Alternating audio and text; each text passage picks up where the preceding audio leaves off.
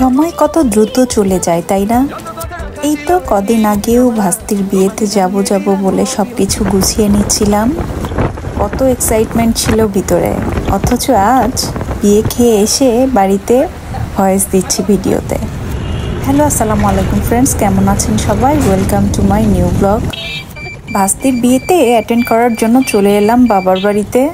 এসে খাওয়া দাওয়া করে আমরা সবাই মোটামুটি বিয়ের কাজে লেগে পড়লাম। আর শুরুই হয়ে গেল বাসায় বিয়ে ভাইব।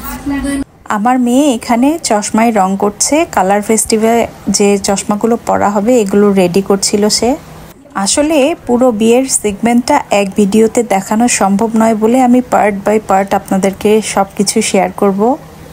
আর আজকের সেগমেন্টে থাকবে আমরা কিভাবে বিয়ের সব কিছু রেডি করলাম, আলপনা আঁকালাম, কিভাবে টাইমটা স্পেন্ড করলাম এসব মিলে, এবং থাকছে হচ্ছে ব্রাইডাল শাওয়ার নিয়ে আজকের পার্ট। তো দেখতেই পাচ্ছেন আমরা কাজ করছিলাম আর মাঝে মাঝে চা পার্টি হচ্ছিল। এর মাঝে কিন্তু আমরা রাত থেকে আলপনা আঁকানো শুরু করে দিয়েছিলাম। আমরা বলতে আমার ভাস্তি ভাগ্নি ওরাই করছিল, আমি জাস্ট গাইড করছিলাম। আর এখানে ভাইয়াও একটু টাচ আপ করছিল।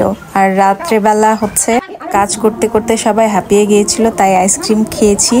আর রাত 2:30 যখন বাজে তখন কিন্তু আমাদের চা পার্টিটা জমে উঠেছিল।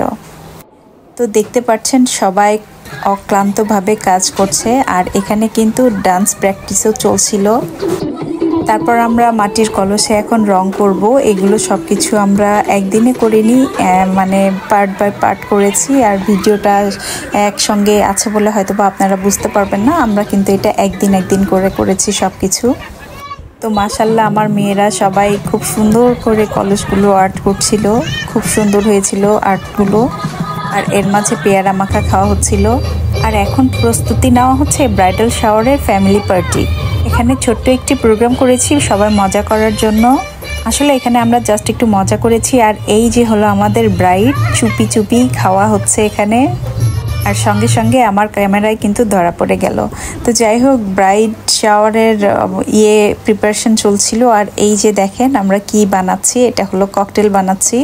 ওয়াইনের বোতল ঠিকই, কিন্তু এটা কিন্তু ওয়াইন না, আপনারা ভুল বুঝবেন না। ওয়াইনের বোতল নিয়ে এসে আমরা এখানে ককটেল বানিয়েছি। আর এই ছিল আমাদের কেক, এখানে ছিল মিষ্টি, আরও নাস্তা টাস্তা ছিল। তো এই যে এই স্মৃতিগুলো না আসলে সারা জীবন মনে রাখার মতো। আমাদের ফ্যামিলিটা না আসলে খুব আনন্দপ্রিয়। আমরা সবাই একটু সুযোগ পেলেই পার্টি টার্টি করি বা সবাই মজা করার চেষ্টা করি। আর এখানে কেউ খাওয়ায় ব্যস্ত ছিল, কেউ ছবি তোলায় ব্যস্ত ছিল, আর কেউ কাজেও ব্যস্ত ছিল। তো আমাদের ব্রাইড কিন্তু কেকটা নিয়ে চলে এলো টেবিলে। কেক নিয়ে ওর সঙ্গে একটু ফটোগ্রাফ করলাম। আস্তে আস্তে সব খাবার চলে আসতেছে টেবিলে।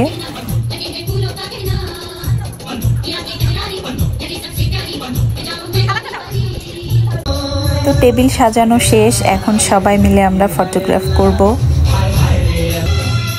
প্রথমেই ব্রাইডের মা আর ব্রাইডের ছোট বোন। আসলে আমরা সবাই মিলে একটু চেষ্টা করছিলাম ওকে সুন্দর কিছু মুহূর্ত দিয়ে বিদায় করার। এই মুহূর্তগুলো যেন ওর মনে সারা জীবন সুন্দর একটা স্মৃতি হিসাবে গেঁথে থাকে। আর এই হলো ব্রাইড আর ব্রাইডের বাবা মা। আমাদের সবার দোয়া তোমার সঙ্গে সব সময় থাকবে। তুমি ভালো থাকো, সুখে থাকো, এই কামনা করি। আল্লাহ হাফেজ।